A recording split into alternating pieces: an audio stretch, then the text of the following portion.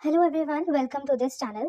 तो आज हम इस वीडियो में जीके रिवाइज करने वाले हैं। आप लोगों ने जितना भी कुछ पढ़ा होगा, जो भी कुछ पढ़ा होगा जीके के सेक्शन में, तो ये वीडियो एक रिवीजन की तरह आप कंसिडर कर सकते हैं। इसमें पूरा होल जीके तो नहीं, बट जितना मैं अभी इस वीडियो में करवा सकती हूँ उतना कोशिश करेंगे। और अगर आगे देखेंगे, अगर आपको जैसी ज़रूरत होगी। और वैसे भी ये वीडियो वैसे सारे कॉम्पिटेटिव एग्जाम्स के लिए काम आएगा, स्पेशली जितने भी टीचिंग एग्जाम्स हैं, चाहे वो टेट एग्जाम हो, कोई भी सी टेट, यूपी टेट वगैरह, या फिर कोई भी टीचिंग एग्जाम हो लाइक DSSB, KVS। एंड अभी क्योंकि हमारा KVS टायर 1 आने वाला है ना, 4-5 दिन बचे हैं मेरे ख्याल से, तो ये रिवीजन के लिए वीडियो अच्छा है। और अगर टायर 1 खत्म भी हो जाता है, जो बच्चे DSSB की तैयारी कर रहे हैं, या कोई अभी टेट भी है, एच टेट है, या फिर और भी कई एग्जाम्स है, सी टेट है, यूपी टेट वगैरह, इन सब में भी ये यूज़फुल होने वाला है। तो ये वीडियो सभी एग्जाम्स के लिए यूज़फुल होगा। स्टार्ट करते हैं आर्ट एंड कल्चर। ठीक है, आर्ट एंड कल्चर के बारे में समझते हैं, जिसमें हमारा जैसे इंडियन पेंटिंग्स है, हम जल्दी जल्दी कवर करेंगे। मैं कोशिश करूँगी कि कम से कम एक्सप्लेन करूँ, ज़्यादा ना डिटेल में जाऊँ,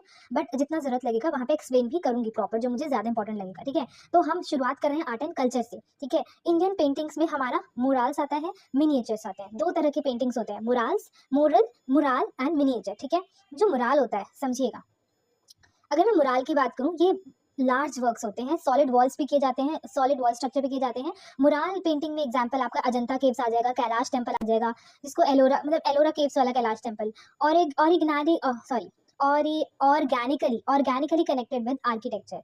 एंड ये जो मुराल पेंटिंग है, ये 3D बनाया जाता है। मेजरली एग योक, ऑयल वगैरह का यूज़ किया जाता है मुराल पेंटिंग बनाने के लिए। अब अगर हम बीच बीच में, ऐसा नहीं है कि ये सिर्फ थ्योरी है। ठीक है, ये मैं कोशिश कर रही हूँ कि जल्दी से इसको वाइंड अप करके थ्योरी वाला सेक्शन को, क्योंकि मैंने बताया ये आपको रिवीजन वीडियो की तरह आपको कंसिडर करना है। ठीक है, एंड बीच बीच में हम क्वेश्चंस भी करेंगे। ठीक है, अब पेंटिंग्स ऑफ अजंता मुराल की बात करते हैं। अब देखो, पेंटिंग्स ऑफ अजंता मुराल, इसका थीम क्या है? जो अजंता, जैसे अभी हमने बात की, दो तरह के पेंटिंग्स होते हैं, जिसमें मुराल पेंटिंग आपको समझ में आ गया। मिनिएचर, वो मिनिएचर से ही पता चल रहा है कि बहुत छोटी छोटी पेंटिंग्स होती है। इसके बारे में बात करेंगे हम, क्योंकि हमने मुराल्स के बारे में जान लिया, मुराल पेंटिंग्स क्या होता है।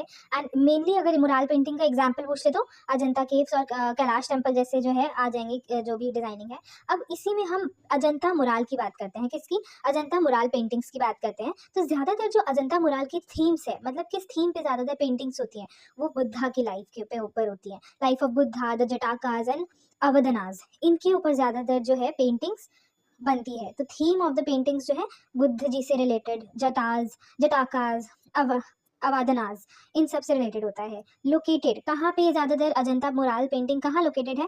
औरंगाबाद में, महाराष्ट्र में। कहाँ देखने को मिलेगी इस तरह की पेंटिंग आपको? औरंगाबाद, महाराष्ट्र में, जिसको अब जो इसका प्रेजेंट नेम है महाराष्ट्र में, इसको हम औरंगाबाद को संभाजी नगर कहते हैं ना।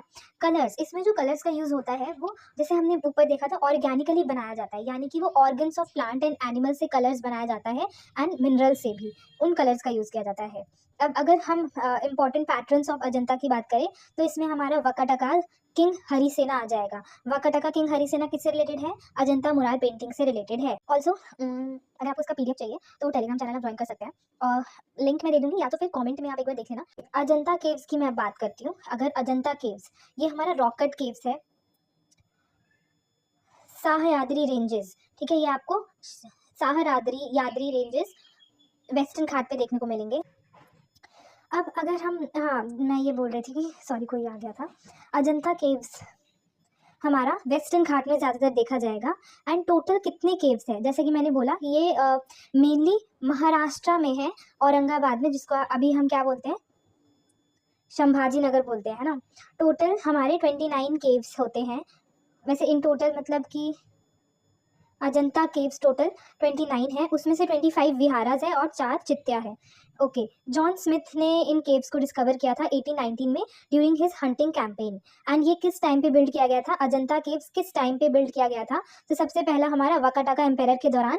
सबसे अगर ऑप्शन में अगर आपको यही गिवन है, तो हम वकाटका एम्पायर के साथ जाएंगे कि किस शासक काल के दौरान बनाया गया था, तो वकाटका एम्पायर। बट अगर मान लो ऑप्शन में नहीं है, तो हम पीरियड ऑफ गुप्ता कह सकते हैं, गुप्ता के पीरियड में। ठीक है, और अगर दोनों ही हो तो अगेन जैसे कि मैंने बताया, फर्स्ट प्रेफरेंस हमेशा हमेशा वकाटका एम्पायर को ही दिया जाएगा। और अजंता केव्स जो है यूनेस्को वर्ल्ड हेरिटेज में भी कंसिडर किया जाता है। यहाँ से ना एक इससे रिलेटेड नहीं है, मतलब फिर भी एक क्वेश्चन ये ज़रा बताना मुझे कि अभी प्रेजेंट टाइम में यूनेस्को में इंडिया के ऐसे कितने चीज़ें हैं, वर्ल्ड है मतलब हेरिटेजेस हैं इंडिया के, जो यूनेस्को में ऐड किया गया है, और इस साल क्या क्या चीज़ें ऐड की गई हैं या की गई है नहीं की गई है, तो वो ज़रा आप खोज के कमेंट कर सकते हैं, या ज़रूर पता कर लीजिएगा कि ये करंट अफेयर से रिलेटेड हो सकता है।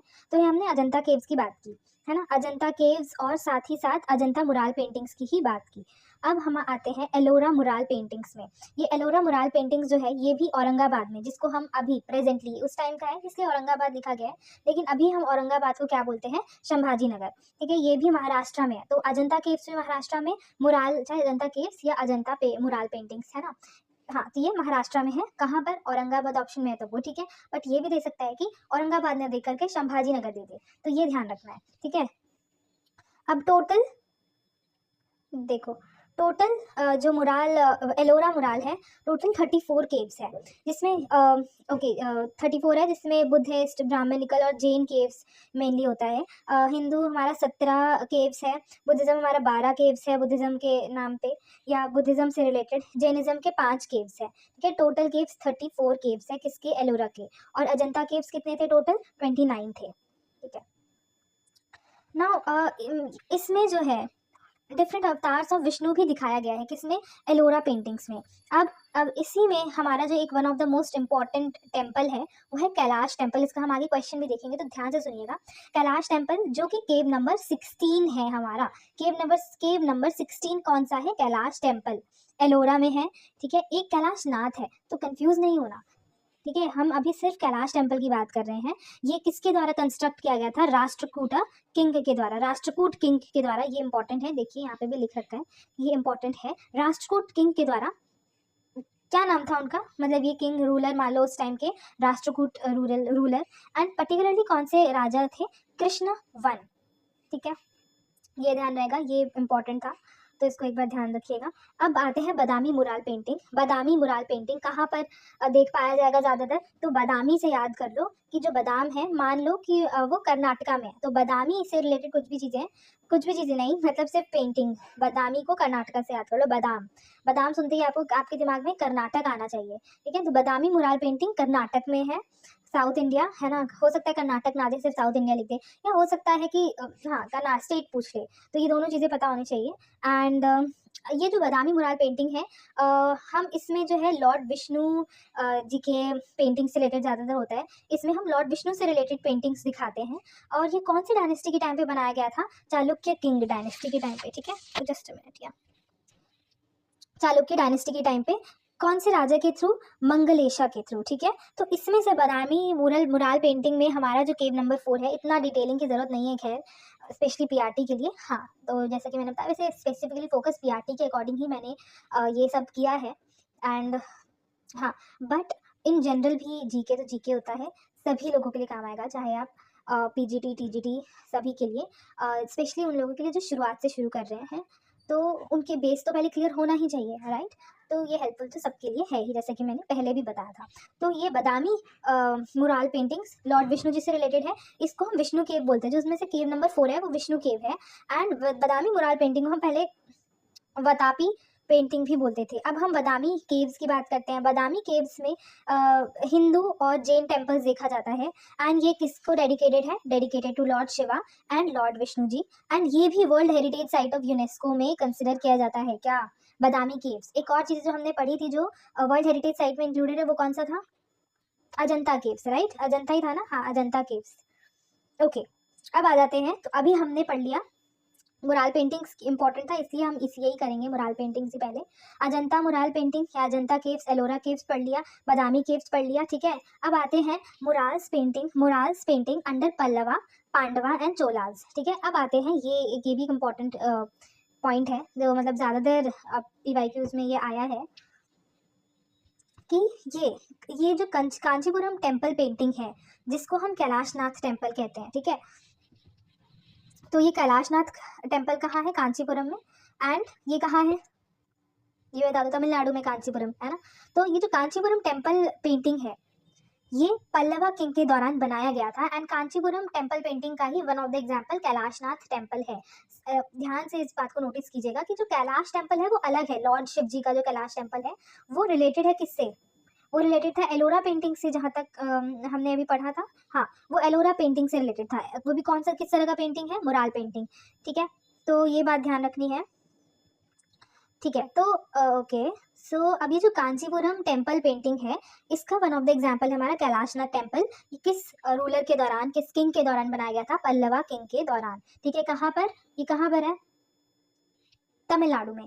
ठीक है, अब तिरुमलाईपुरम केव्स, तिरुमलाईपुरम केव्स और जैन केव्स, जैना केव्स किसके द्वारा बनाया गया है? पदायाज किंग के द्वारा। ठीक है, और नर्तामलाई पेंटिंग्स चोलास के द्वारा बनाया गया है। तो मुझे जहाँ तक ये लग रहा है, ऐसा मत समझना कि ये ज़्यादातर आया हुआ क्वेश्चन है तो आप यही देखो, बाकी दोनों चीज़ें इग्नोर कर दो, क्योंकि ऐसा भी तो होता है ना, अगर कोई चीज़ 10 बार आ चुका है तो वो चीज़ इस बार क्यों देगा एग्जाम में? ठीक है, बट मैं ये नहीं कह रही हूँ कि बिल्कुल चांस नहीं है, क्योंकि अगर वो चीज़ 2 बार आ चुका है तो फिर भी 8 बार और आया ना, तो हम कुछ कह नहीं सकते हैं। सो इसलिए बट दोनों तरफा लेकर के हमें प्रिपरेशन करना है, एक ही तरफ लेकर के उसी साइड पे फोकस करके नहीं, दोनों तरफ बैलेंस बना के प्रैक्टिस करना, प्रिपेयर करना, वो बहुत ज़रूरी है। ठीक है, तो ये दोनों भी याद रखना। Kanchipuram temple painting Pallava king के द्वारा बनाया गया है, जिसका one of the example Kailasanatha temple है। तिरुमलाईपुरम केव्स, जैना केव्स, जैन केव्स है शायद। ओके, ये पदायाज किंग के दौरान। एंड नर्तामलाई पेंटिंग्स चोलास के दौरान। तिरुमलाईपुरम, पदायाज, नर्तामलाई पेंटिंग्स चोलास। ठीक है, सम अदर इंपॉर्टेंट पॉइंट्स जो याद रखने वाली बात है, जैसे पिथोरा मुराल्स गुजरात राजस्थान में, मिथिला मुराल्स बिहार के मिथिला रीजन में, वारली मुराल्स महाराष्ट्र में। ठीक है, ये ध्यान रखना। मिथिला मुराल्स केरला में। ओके, ये हमारा हो गया, हमारा आर्ट एंड का पहला वाला वो था। मतलब ये पेंटिंग से रिलेटेड था ये बात। ये ऐसा नहीं कि मैंने पूरा आर्ट एंड कल्चर पढ़ाना है, बहुत वास्ट है। हम, मैंने बोला ना कि मैंने कुछ कुछ चीज़ें इसमें से अभी हम कर रहे हैं, नेक्स्ट वीडियो में करेंगे बाकी चीज़ें। तो ठीक है, अब या रैंडम चीज़ें मैंने उठाई हैं और हम इधर देखो, नॉन कॉपरेशन मूवमेंट लॉन्च हुआ था कौन सी डेट को? ये इंपॉर्टेंट है, 1 अगस्त 1920। ठीक है, 1920। इस ओ से इस जीरो को ओ कंसिडर कर लो। ठीक है, नॉन कॉपरेशन, कितने जीरो आ रहे हैं इसमें? जीरो है, ओ है ना, ओ को आप जीरो कंसिडर कर लो, मतलब जो भी ईयर है उसके लास्ट में जीरो तो होगा ही। ठीक है, नॉन कॉपरेशन ही 2 जीरो है, तो यानी लास्ट में यहाँ पे देखो कॉपरेशन में 2 जीरो है, यानी कि 2 जीरो आ जाएगा। बाकी 1920 तो आपको याद रहेगा। तो इस तरह से हम याद कर सकते हैं। मैं कोशिश करूंगी कि मुझे ऑन द स्पॉट जितने भी निमोनिक्स के थ्रू या कुछ आइडिया मिल गया, इमेजिनेशन के थ्रू अगर आपको याद हो जाए, क्योंकि माइंड में रहे एग्जाम के टाइम पे, वो ज्यादा जरूरी है। तो मेरे ख्याल से वो ज्यादा बेटर परफॉर्म करता है रेदर देन कि आप सारा कुछ ही पढ़ लो, है ना, और वो चीज़ आप रिवाइज ना करो। सो मेरा पर्पस है आप रिवीजन करो। ठीक है, आई नो रिवीजन बहुत ही बेकार लगता है, मतलब काफ़ी बच्चों को ये परेशानी होती है। रिवीजन आई नो बेकार लगता है, बट रिवीजन करना पड़ेगा। ठीक है, सो ये वीडियो के थ्रू आपका रिवीजन भी होगा। ठीक है, और साथ ही साथ आप यस, नई चीज़ें हैं तो वो नई चीज़ें जानने को भी मिलेंगी। ओके, नॉन कॉपरेशन मूवमेंट देखा, दो ओ है यानी 2 जीरो है, यानी 2 जीरो है, और आगे 19, यानी 1920 में नॉन कॉपरेशन मूवमेंट लॉन्च हुआ था। कौन सी तारीख को? ये आपको भाई देखना पड़ेगा, 1 अगस्त को। ठीक है, फॉर्मली कब लॉन्च हुआ था? 1920 से 2 जीरो है तो 2 साल तक समझ लो। ठीक है, हो गया क्लियर। सब्सिडियरी अलायंस की बात करते हैं, ये अलग अलग टॉपिक है, इसको ऐसा मत समझना कि नॉन कॉपरेशन का सब्सिडियरी अलायंस से क्या लेना देना, नहीं। मैंने जैसे बताया मॉडर्न मैं एजुकेशन बोल रही हूँ, इंडिया से रिलेटेड डिफरेंट टॉपिक्स हैं जो इम्पोर्टेंट थे। सब्सिडियरी अलायंस की बात करें तो ये सब्सिडियरी अलायंस 1798 में लाया गया था। अब आपको ये 1798 याद रखना पड़ेगा। ठीक है, अभी तक मेरे दिमाग में ऐसा कुछ खुराफाती नहीं आ रहा है आइडिया कि मैं आपको समझाऊं, बट थोड़ा बहुत जैसे हम ये कर सकते हैं कि लास्ट का वर्ड 98 कैसे आएगा। ये चीज़ जो है 9 होगा, क्योंकि एस जो है, एस का अगर आप रीजनिंग पढ़ रहे होंगे, अगर आप एक एस्पिरेंट है, किसी भी गवर्नमेंट एग्जाम की तैयारी कर रहे हैं, तो आई होप ये चीज़ें आपको पता होगा। रीजनिंग में हर अल्फ़ाबेटिक का न्यूमेरिक वैल्यूज़ होती हैं, तो एस का नंबर 19 होता है। तो 19 ना याद करके कि सिर्फ 9 है, ठीक है, हम ऐसे याद कर सकते हैं, एस का 19, 9 का मतलब लास्ट डिजिट 9 है, तो यानी लास्ट में 9 तो होगा ही इस ईयर में। तो 1798 आपको याद रख लो। आई नो ये थोड़ा मुश्किल है, बट ऑप्शन में अगर आप इतना भी याद कर लो, हो सकता है कि ऑप्शन में 9 वाली वैल्यू एक ही दी हो, है ना, अलग अलग हो, बट ठीक है, बहुत ही कम चांस है, बट स्टिल याद कर लेते हैं। 98, 1798 में क्या आया था? Subsidiary alliance. किसके द्वारा लाया गया था, किसके द्वारा बनाया गया था ये अलायंस? ये लॉर्ड वेलेस्ली के द्वारा बनाया गया था। ये हम अभी ब्रिटिश इंडिया के टाइम की बात कर रहे हैं। ठीक है, मॉडर्न इंडिया इज स्टार्टिंग में इज ऑल अबाउट ब्रिटिशर्स जब आए थे, वहाँ से लेकर के इंडिपेंडेंस हुआ, उसके बाद जो भी है चल रहा है ना। तो ये एक नॉन इंटरवेंशन पॉलिसी थी use to establish British empire in India. ठीक है, इस अलायंस की वजह से ब्रिटिश एम्पायर जो है इस्टेब्लिश होने में हेल्प मिला इस अलायंस के थ्रू है। बेसिकली अलायंस में क्या होता था, हर रूलर, इंडिया में जो भी रूलर था उस टाइम पे, हर एरिया का, हर स्टेट का, ठीक है, हर रीजन का जो रूलर होता था, उनको जो है ये सब्सिडी अलायंस फॉलो करना पड़ेगा। ऐसा हुआ था to accept to pay a subsidiary to the British for the maintenance of British army. ठीक है, तो बेसिकली इसमें जो है ब्रिटिशर्स मतलब जो ब्रिटिश को सब्सिडरी पे करना पड़ेगा, जितने भी इंडियन रूलर्स है उस टाइम पे, जो किंग रूलर्स रूल करते थे अपने एरिया में, तो उन्हें जो है एक पर्टिकुलर अमाउंट है वो सब्सिडी ब्रिटिशर्स को देना पड़ता था, अगर वो चाहते हैं कि ब्रिटिशर्स का हेल्प मिले, अगर आप चाहते हो कि मेंटेनेंस वगैरह जो है ब्रिटिशर्स से मिले, maintenance of the British army के लिए ब्रिटिशर्स को चाहिए था। और इसमें ये भी था कि आपको अपनी आर्मी हमें सौंप देनी है, मतलब जो इंडियन आर्मी है वो ब्रिटिशर्स को सौंप देनी पड़ेगी इस अलायंस के थ्रू, और हम आपको खर्चा पानी तभी दे पाएंगे जब आप ये अलायंस फॉलो करोगे। तो बेसिकली ये अलायंस ना अंदर से रूलर को खोखला करने में हेल्प कर रहा था। डायरेक्टली नहीं पता चल रहा है हमको, बट अलायंस के थ्रू जो है वो धीरे धीरे हमारे जो पूरे इंडिया को, इंडियन रूलर्स को, नागरिक को जो है खोखला कर रहा था। जो पावर है इंडियन रूलर्स के पास जो थी, जो कह सकते हैं जो हमारी इंडियन सोसाइटी है वो खोखली हो रही थी इस अलायंस की वजह से, क्योंकि धीरे धीरे हमारी जो क्वालिटी है सब कुछ जाते जा रहा था ना, क्योंकि हम सब कुछ सौंप रहे हैं ब्रिटिश को इनडायरेक्टली वे में, जो कि हमें भी उस टाइम पे नहीं पता चला। तो ये क्वेश्चन आ चुका है इससे पहले भी कि किसने सबसे पहले सब्सिडरी अलायंस जो कि 1798 में आया था, इसको अडॉप्ट किया था। तो सबसे पहले अडॉप्ट किया था निज़ाम ऑफ हैदराबाद ने। सबसे पहला जो था वो निज़ाम ऑफ हैदराबाद था। ठीक है, founder of empire in India कौन थे? Robert Clive. ठीक है, जो कि 2 बार गवर्नर ऑफ बंगाल रह चुके हैं, एंड ये ड्वेल एडमिनिस्ट्रेशन भी इन्होंने लाया था। रॉबर्ट क्लाइव के बारे में हम जान लेते हैं जल्दी से। रॉबर्ट क्लाइव हमारे पहले ब्रिटिश गवर्नर थे बंगाल प्रेसिडेंसी के। ठीक है, इन्होंने ड्वेल गवर्नमेंट बंगाल में स्टैब्लिश किया था। तो बंगाल में ड्वेल गवर्नमेंट किसने स्टैब्लिश किया था? रॉबर्ट क्लाइव ने, जो कि पहले ब्रिटिश गवर्नर थे बंगाल प्रेसिडेंसी के। क्लियर है? ये इन्होंने कब किया था, ये आप देख लेना। ये Robert Clive. Okay, battle of, इनसे रिलेटेड जो एक चीज़ है वो ये battle of Plassey. Battle of Plassey का युद्ध में जो वॉर है वो किसके बीच हुआ था? रॉबर्ट क्लाइव वर्सेस सिराजुद्दौला के साथ, और जो कि नवाब ऑफ बंगाल था उस टाइम पे। एंड इसमें रॉबर्ट क्लाइव जीत जाते हैं। हालांकि आपने सुना होगा बैटल ऑफ प्लासी में कि ये कुछ खास मतलब ये नाम का बैटल था, कुछ खास बैटल हुआ नहीं, एक ही दिन में ख़त्म हो गया। कैसे? क्योंकि इन्होंने जो है वो धोखे से जीता था। इनके एक कौन से तो डिफेंस मिनिस्ट्री जैसे होता है ना आजकल के टाइम पे, उस टाइम पे उनके जो सेनापति था कोई क्या बोलते हैं, मीर जाफर था शायद। हाँ, तो समथिंग मीर जाफर था ना, हाँ, या कासिम था, कोई तो था, मैं भूल रही हूँ अभी। तो उसको अपने साइड ले लिया था। तो अपनों ने इसको धोखा दिया था, क्योंकि इसके राज्य को पसंद नहीं करते थे वो लोग। तो मीर कासिम और 2-3 और लोग थे, वो लोग जो है इसके साथ, ब्रिटिशर्स के साथ मिल गए थे। तो जब वॉर करने की बारी आई तो उन्होंने अपनी सेना भेजी ही नहीं। सेना का कंट्रोल मीर जाफर इन लोगों के पास था। अभी हम आगे पढ़ेंगे, ठीक है, अभी हम आगे पढ़ेंगे तो मैं आपको क्लियर कर दूंगी। तो इसलिए बैटल ऑफ प्लासी नाम का था, बट फिर भी हमें ये बैटल ऑफ प्लासी का ईयर याद रखना बहुत जरूरी है। यानी किसके बीच हुआ था? तो बैटल ऑफ प्लासी, पी का नंबर कितना होता है जल्दी से बताओ? पी का नंबर होता है 16, है ना? तो एक बढ़ा दो, 17, 1757। देखो 2 बार 7 आया है। तो 1757 में हमारा प्लासे हुआ था, बैटल ऑफ प्लासे। किसके बीच में हुआ था? रॉबर्ट क्लाइव, जो कि पहले ब्रिटिश गवर्नर थे बंगाल प्रेसिडेंसी के, और सिराजुद्दौला के बीच में हुआ था बैटल ऑफ प्लासे। सब्सिडियरी अलायंस कब आया था? जल्दी से सोचो, अभी स्क्रीन पे नहीं दिखा है इसलिए जब तक दिमाग में सोचोगे नहीं तो नहीं आएगा। तो सब्सिडियरी अलायंस हमारा आया था S से 9 हो गया। ओके, तो यानी कि 1798। ठीक है, ओके, बैटर, ओके, इनको हम कन्क्वेरर ऑफ इंडिया भी बोलते हैं। किनको भाई? रॉबर्ट क्लाइव को। हो गया, चलो अब who did not rebel against the British east India companies control? British east India Company के अगेंस्ट किसने आवाज़ नहीं उठाई थी? किसके अगेंस्ट नहीं गया था? चापलूसी की थी।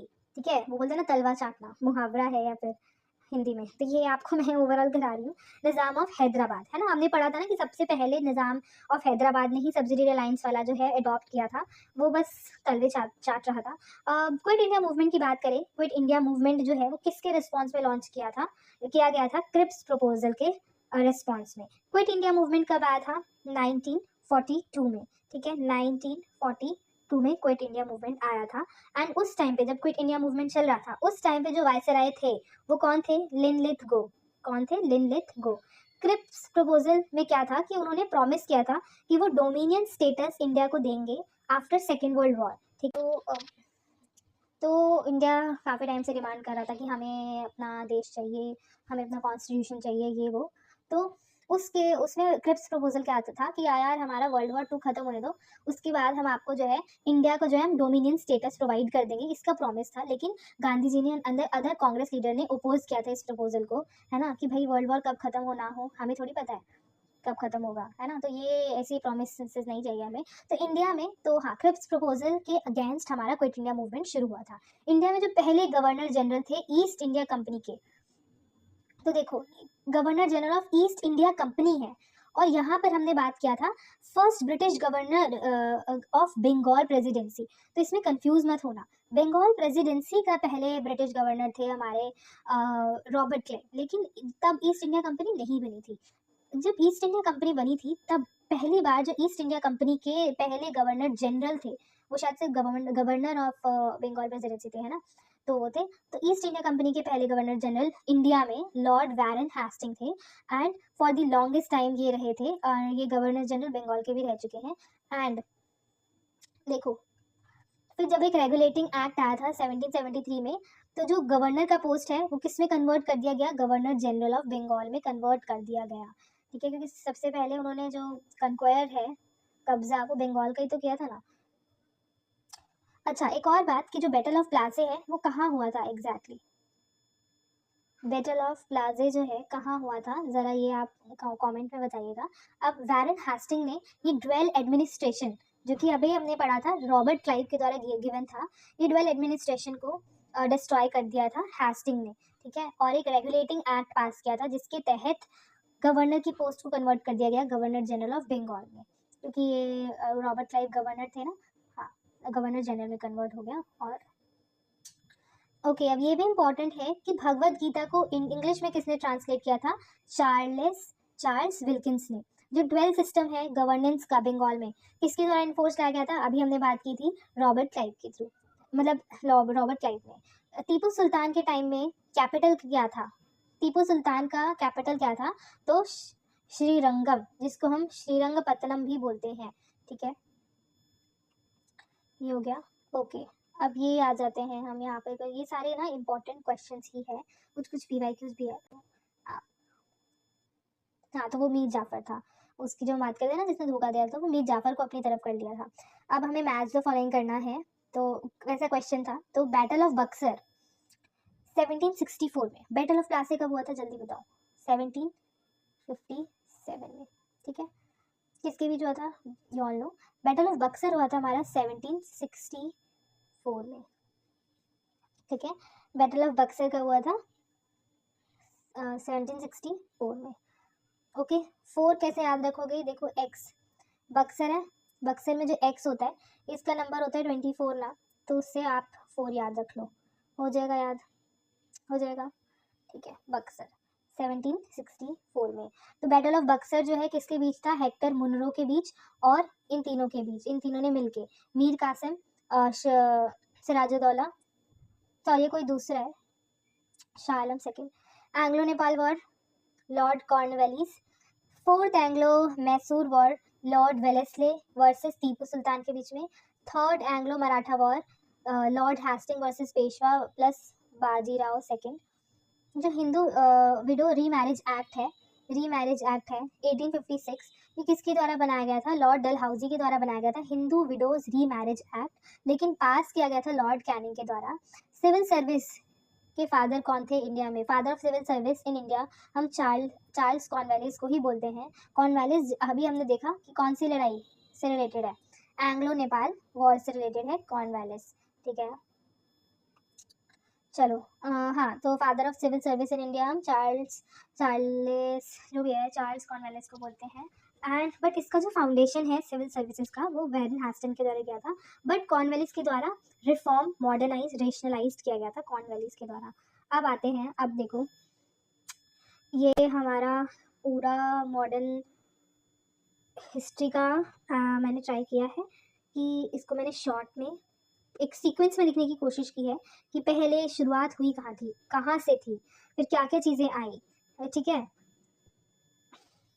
तो ये मैं अभी छोड़ रही हूँ, ये हम करेंगे, इसका पीडीएफ आपको टेलीग्राम चैनल में मिल जाएगा, कमेंट करना तो मैं अपलोड कर दूँगी, ठीक है। चलो अभी के लिए आई एम लीविंग दिस। अभी आ जाओ रैंडम जीके पे क्वेश्चन की वीडियो बड़ी हो रही है तो मैं इसको अलग से डाल दूँगी मॉडर्न हिस्ट्री वाले पार्ट को, आपको पसंद आएगा तो आई होप आप खुद ही सपोर्ट दिखाओगे। चलिए रैंडम जीके हम अब इसमें आपको सारी चीज़ें मिलेंगी, सारी इन द सेंस कि मिक्स क्वेश्चंस मिलेंगे, हिस्ट्री, ज्योग्राफी, सिविक्स, पॉलिटी, जहाँ से इकोनॉमी है ना, इकोनॉमी की शायद कमी है ना ही है अभी, देखते हैं। अब ये डैम्स वाला चार्ट है, ये बहुत इंपॉर्टेंट है कि कौन सा डैम कहाँ पर है और कौन से डैम पे कौन सा रिवर है, किस रिवर पे कौन सा डैम है, आई मीन टू से, है ना। ये एटलीस्ट गिन के कुछ चुने हुए जो इम्पोर्टेंट मुझे लगे वो है, तो इसको पढ़ना बहुत ज़रूरी है। या तो स्क्रीनशॉट ले सकते हैं, है ना, एक मिनट, या तो फिर आपको मिल ही जाएगा। ओके, तो ये ज़रूर से पढ़ के जाना। हीराकुड डैम उड़ीसा में है, कौन से रिवर पे, महानदी रिवर पे। हीराकुड डैम महानदी रिवर पे उड़ीसा में। टहरी डैम भागीरथी रिवर पे उत्तराखंड में। भवानी सागर डैम भवानी रिवर पे तमिलनाडु में।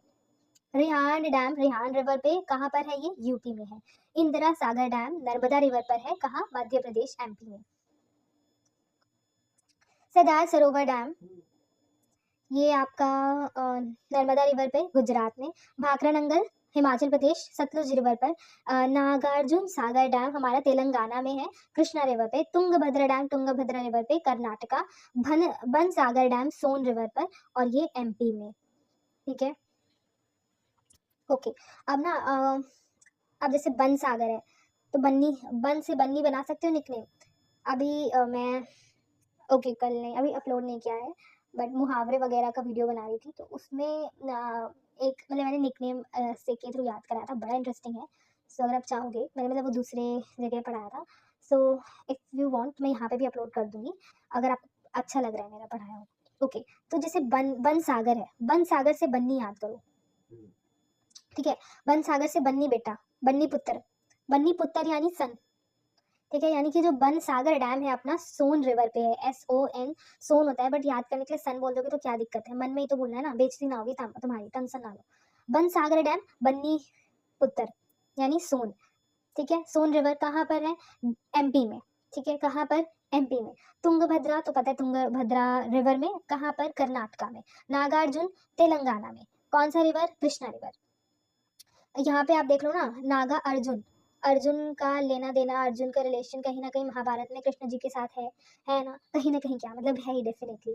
तो अर्जुन कृष्ण महाभारत में साथ में है ना, तो अर्जुन से आपको दिमाग में कृष्ण रिवर आना चाहिए, कहाँ पर, तेलंगाना में। भाखरा नंगल डैम सतलुज रिवर हिमाचल प्रदेश, ठीक है। भाखरा नंगल सतलुज रिवर, ठीक है, हिमाचल प्रदेश में। सरदार सरोवर आपको पता होगा गुजरात में, नर्मदा रिवर पे। इंदिरा सागर डैम नर्मदा रिवर पे, एमपी में।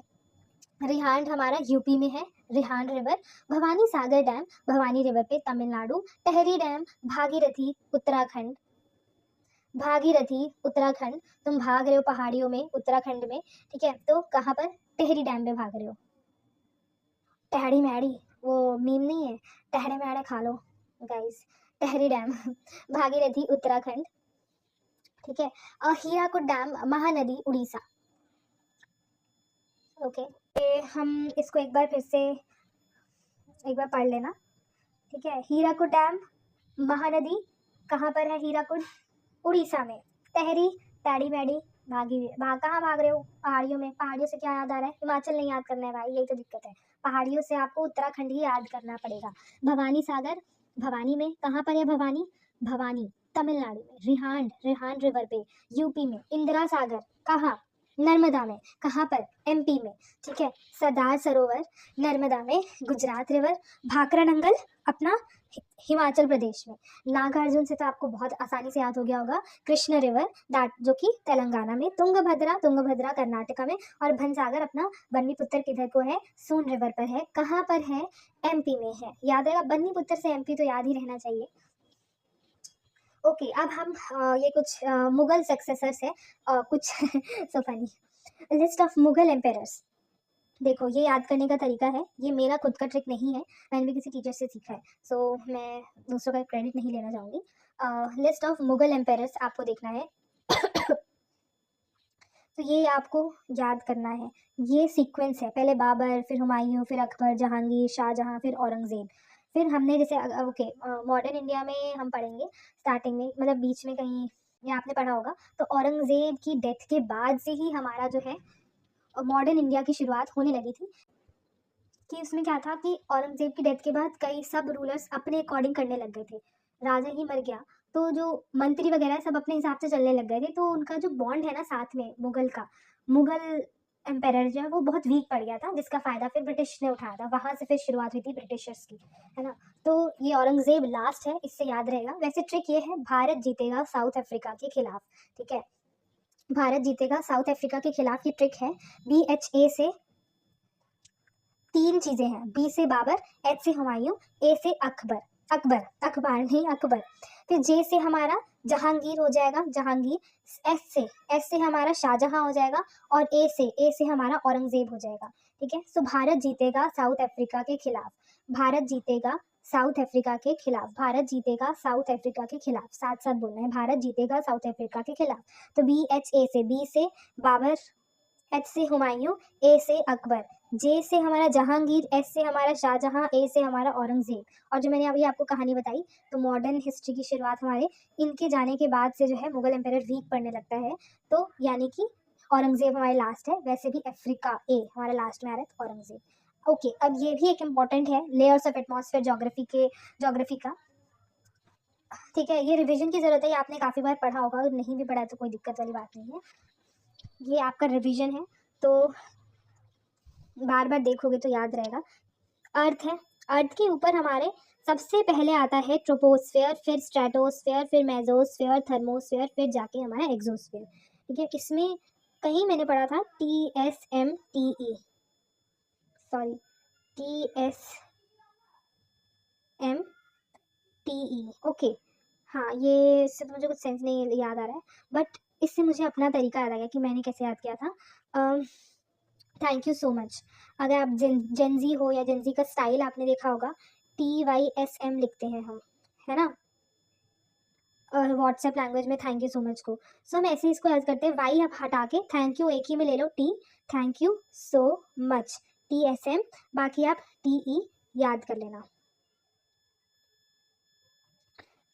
ठीक है। ये हो जाएगा, क्या बता रही थी मैं, thank you so much, TE, thank you so much, thank you so much, किसको बोलना है thank you so much, TE को। ये तो आपको फिर भी ध्यान आ जाएगा तब तक, अगर आप बार बार रिवीजन करोगे। पूरा देखो, पूरा डिपेंड नहीं करना है निमोनिक्स पे, बट हाफली रिस्क साइड के कि ओ शिट ब्लर हो गया, ओके, तब याद करो कि हमने क्या याद किया था, ट्रिक क्या था। ये नहीं कि सब कुछ छोड़ छाड़ के, सब कुछ भूल भाल के ट्रिक याद करने लग जाओ, नहीं, ठीक है। वो लास्ट सेफ ऑप्शन के लिए, मतलब रिस्क जोन के लिए, कि अब यार ब्लर हो गया, अब दिमाग नहीं याद आ रहा है, तब आप सोचोगे। थैंक यू सो मच, किसको थैंक यू बोल रही हो, TE को। E से हमारा एक्सोस्फेयर होता है, एग्जिट मान लो, एग्जिट होता है ना, लास्ट में आके हम एग्जिट ही करते हैं, एक्सोस्फेयर। T से थर्मोस्फेयर, आई एम सॉरी। तो ये अर्थ हो गया, सबसे पहले पे thank you, troposphere, so, stratosphere, much, mesosphere, फिर हमारा थर्मोस, और लास्ट में एक्सोस्फेयर हो जाएगा। तो जितने भी, अगर आपसे क्वेश्चन ऐसा पूछ लिया कि सारे क्लाउड्स कहाँ पे विजिबल होते हैं, कौन से लेयर में, तो ट्रोपोस्फेयर में, तब आंसर आ जाएगा हमारा ट्रोपोस्फेयर, जहाँ सारे क्लाउड्स। और एरोप्लेन कौन से लेयर पे चलता है, हॉट एयर बैलून वगैरह सब पहले लेयर पे, पहला लेयर कौन सा है, ट्रोपोस्फेयर। फिर सबसे ड्राई होता है, और जहाँ पर ओजोन लेयर कहाँ पे होता है, तो ये होता है हमारा स्ट्रेटोस्फेयर में। सबसे कोल्डेस्ट लेयर हमारा मेसोस्फेयर हो गया, ठीक है। ये यहाँ पे मीटियोर्स वगैरह भी जो है वो देखे जाते हैं यहाँ पर। फिर हमारा रेडियो वेव्स सैटेलाइट कौन से लेयर में होता है, तो थर्मोस्फेयर में। ये याद रहेंगी चीज़ें, आउटरमोस्ट एक्सोस्फेयर, ठीक है। अब आ जाते हैं important river and their tributaries.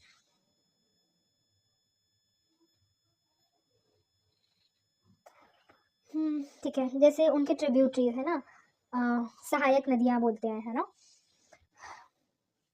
छोटी छोटी रिवर मिलके जो एक मेन रिवर बनती है, मेन रिवर में मिलती है, तो वो हमारा जो है वो रिवर हो गया। और जो छोटी छोटी नदियाँ हैं तो वो हमारी ट्रिब्यूटरीज हो गई। तो देखो इंडस रिवर का जो ट्रिब्यूटरीज है वो कौन कौन है, झेलम, चेनाब, रवि, बीस, सुतलज। गंगा रिवर की ट्रिब्यूटरीज घाघरा, सोन, कोसी, यमुना, गोमती। यमुना रिवर का चंबल, सिंध, बेटवा, केन। कृष्णा रिवर की कोयना, तुंगभद्रा, भीमा। ब्रह्मपुत्र रिवर तिस्ता, दिबांग, तिस्ता नदी, दिबांग, धनसिरी, मानस। गोदावरी, इंद्रावती, सबरी। ताप्ती रिवर, अरुणावती।